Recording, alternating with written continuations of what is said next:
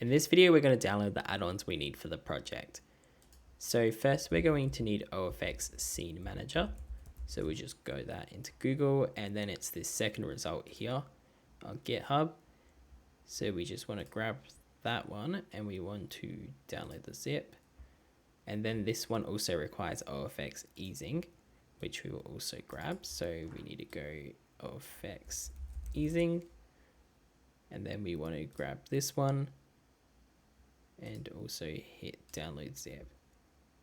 So now we want to go into our OpenFrameworks and add-ons directory, and then we want to grab both of these files here and drag them into add-ons. And then we want to unzip these two here.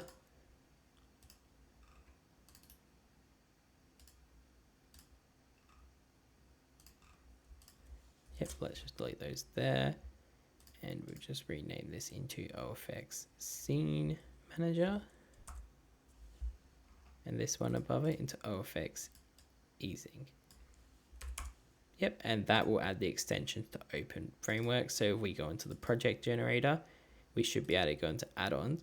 And now we should see our new extensions, which is OFX Scene Manager and OFX Easing. So that's how you add add-ons, and they're the ones we need for our project.